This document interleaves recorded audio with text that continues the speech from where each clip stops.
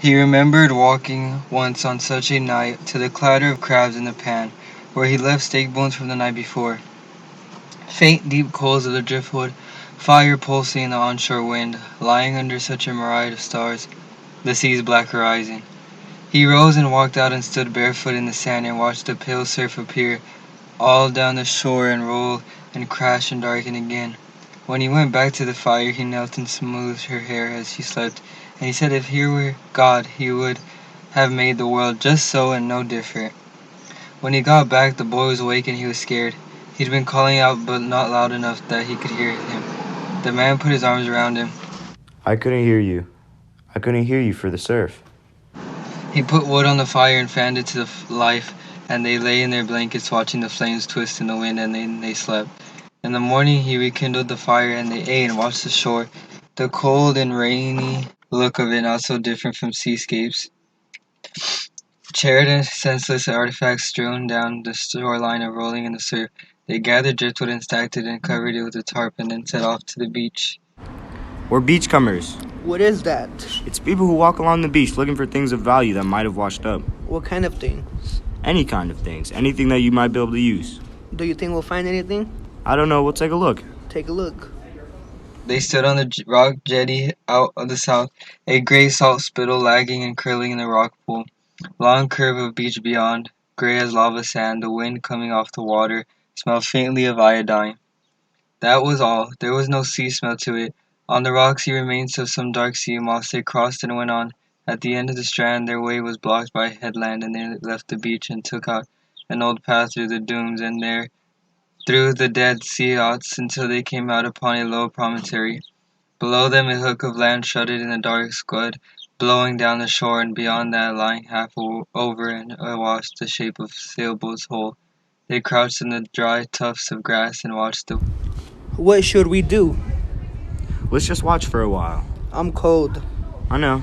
Let's move down a little ways, out of the wind. How long do we have to sit here? Not long. Do you think there are people on the boat, Papa? I don't think so. They'd be all tilted over. Yes, they would. Can you see any tracks out there? No, Let's just wait a while. I'm cold. They trekked out along the crescent sweep of beach, keeping them to the firmer sand below the tide wreck. They stood, their clothes flapping softly, glass floats covered with a gray crust, the bones of seabirds at the tide line, a woven mat of weeds, and the ribs of fishes in their millions stretching along the shore as far as the eye could see, like an icicline of death. One vast salt sepulchre, senseless. From the end of the spit to the boat where was perhaps 100 feet of open water.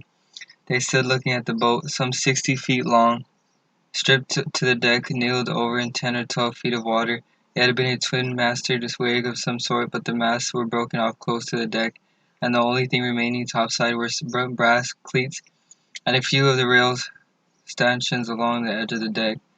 That and the steel hoop of the wheel sticking up out of the cockpit aft. He turned and studied the beach and dunes beyond. Then he handed the boy the pistol and sat in the sand and began to unlace the cords of his shoes. What are you going to do, Papa? Take a look. Can I go with you? No, I want you to stay here. I want to go with you. You have to stand guard, and besides, the water's deep. Will I be able to see you? Yes, I'll keep checking on you to make sure everything's okay. I want to go with you. You can't. Our clothes would blow away. Somebody has to take care of things. Then he trudged out, splashing and dove headlong. He swam the length of the steel hull and churned, treading water, gasping with the cold. Amidships, the sheer rail was just awash. He pulled himself along to the transom. The steel was gray and salted, but he could make out the worn gilts glittering. Pájaro de Esperanza, Tenerife. An empty pair of lifeboats. Davits. He got hold of the rail and pulled himself aboard and turned and crouched on the slant of the wood, shivering. A few lengths of braided cable snapped off at the turnbuckles. Shredded holes in the wood where hardware had been ripped out. Some terrible force to sweep the decks of everything. He waved at the boy, but he didn't wave back. The cabin was low with a vaulted roof and portholes along the side. He crouched and wiped away the gray salt and looked in, but he could see nothing. He tried the low teak door, but it was locked. He gave it a shove with his bony shoulder. He looked around for something to pry with. He was shivering uncontrollably and his teeth were chattering. He thought about kicking the door with the flat of his foot, but then he thought that was not a good idea. He held his elbow in his hand and banged into the door again. He felt it give, very slightly. He kept at it. The jamb was splitting on the inside and it finally gave way and he pushed it open and stepped down the companionway into the cabin. A tangent bilge along the lower bulkhead filled with wet papers and trash. A sour smell over everything, damp and clammy. He thought the boat had been ransacked, but it was the sea that had done it. There was a mahogany table in the middle of the salon with hinged fiddles. The locker doors hanging open into the room, and all the brasswork a dull green.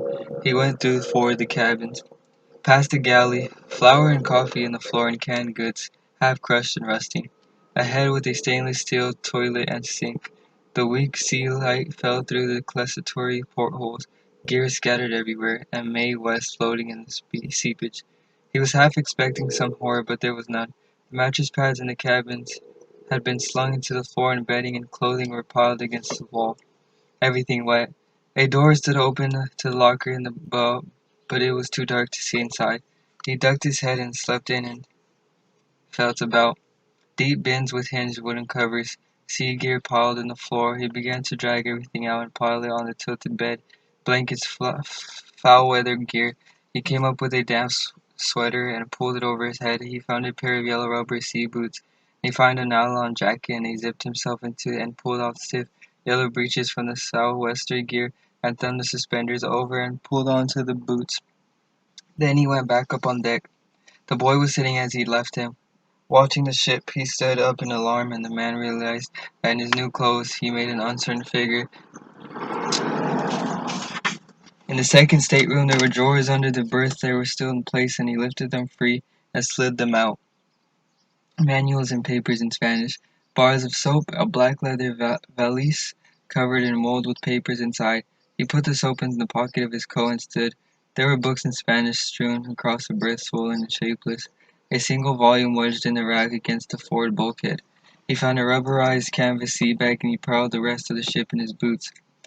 Pushing himself with the bulkheads against the tilt, the yellow slicker pants rattling in the cold, he filled the bag with odds and ends of clothing. A pair of woman's sneakers he thought would fit the boy, a folding knife with a wooden handle, a pair of sunglasses. Still, there was something perverse in his searching, like exhausting the least likely places first when looking for something lost. Finally, he went in the galley, he turned on the stove and turned it off again.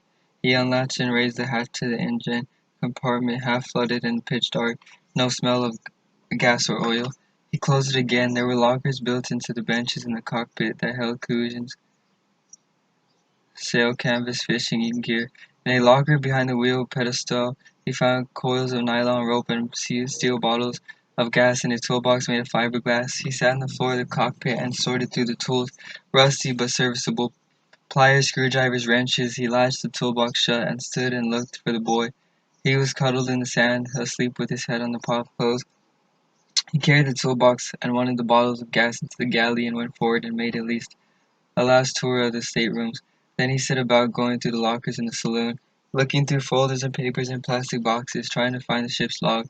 He found a set of china packed away unused in a wooden crate filled with excelsior, most of it broken. Serves for 8, carrying the name of the ship.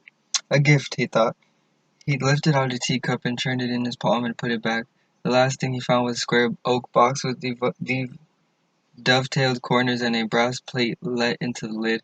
He thought it might be a humoroid, but he was wrong. The shape, and when he picked it up and felt the weight of it, he knew what it was. He unsnapped the cording latches and opened it. Inside was a brass sextant, possibly 100 years old. He lifted it from the fitted case and held it in his hand, struck by the beauty of it. The brass was dull and there were patches of grain on it that took the form of another hand that once had held it, but otherwise was perfect. He wiped the verdige from the plate and the bass. Hassaneth, London. He held it to his eye and turned the wheel. It was the first thing he'd seen in a long time that stirred him.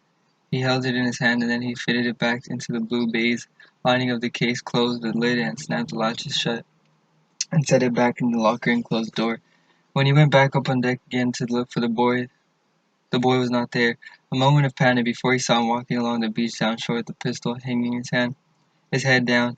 Standing there, he felt the whole of the ship lift and slide just slightly. Tide coming in, slapping along The rocks of the jetty down here. He turned and went back down to his cabin. He'd brought the 2 coils of rope from the locker and he measured the diameter of them with the span of his hand and by 3 and then counted the number of coils. 50-foot ropes. He hung them over a cleat on the gray teakwood deck and went back down into the cabin. He collected everything and stacked it against the table. There were some plastic jugs of water in the locker of the galley, but all were empty save one. He picked up all the empties and saw the plastic had cracked in the water and leaked out, and guessed that he'd frozen somewhere on the ship's aimless voyages, probably several times. He took half-full jug and set it on the table and screwed the cap and sniffed the water, and then raised the jug in both hands and drank. Then he drank again. The cans in the galley floor did not look in any way solvable, and even in the locker there were some that were badly rusted and some that wore an anonymous bold look. They'd all been stripped of their labels and contents written on the metal in black marker pen in Spanish, not all of which he knew. He sorted through them, shaking them, squeezing them in his hand. He stacked them on the counter above the small galley refrigerator.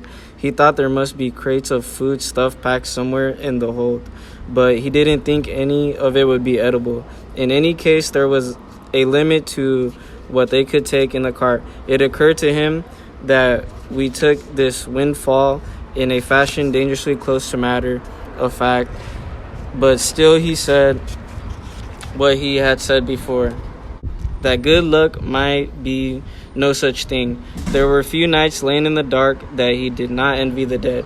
He found a can of olive oil and some cans of milk, tea in a rusted metal caddy, a plastic container of some sort of meal that he did not recognize, a half-empty can of coffee. He went methodically through the shelves in the locker, sorting what to take from what to leave.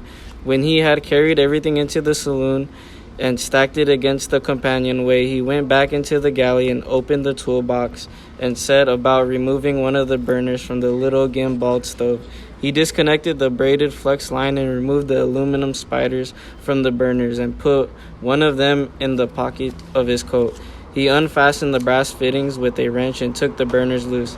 Then he uncoupled them and fastened the hose to the coupling pipe and fitted the other end of the hose to the gas bottle and carried it out to the saloon.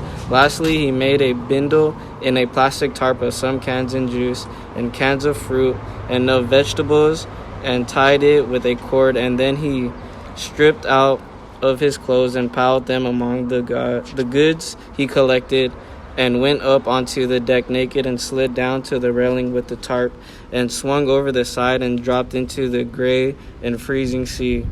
He waded ashore in the last of the light and swung the tarp down and palmed the water of his arm and chest and went to get his clothes. The boy followed him. He kept asking about his shoulder, blue and discolored from where he had slammed it against the hatch door. It's alright. It doesn't hurt.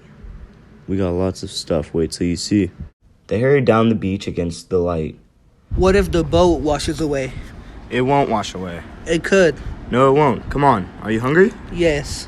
We're going to eat well tonight, but we need to get a move on. I'm hurrying, Papa. And it may rain. How can you tell? I can smell it. What does it smell like? Wet ashes. Come on. Where's the pistol? And said. He looked back up the beach. They were already out of sight of the boat. He looked at the boy. The boy put his hands on his head. On top of it. The boy put his hands on top of his head. And he was about to cry. I'm sorry. I'm really sorry. He set down the tarp with the canned goods. We have to go back. I'm sorry, Papa. It's okay. It will still be there. The boy stood with his shoulders slumped. He was beginning to sob. The man knelt and put his arms around him. It's all right. I'm the one who's supposed to make sure we have the pistol, and I didn't do it. I forgot. I'm sorry, Papa. Come on, we're okay. Everything's okay. The pistol was where he left it, in the sand. The man picked it up and shook it, and he sat and pulled the cylinder pin and handed it to the boy. Hold this. It's okay, Papa. Of course it's okay. He rolled the cylinder out into his hand and blew the sand from it, and handed it to the boy, and he blew through the barrel and blew the sand out of the frame, and then took the parts from the boy and refitted everything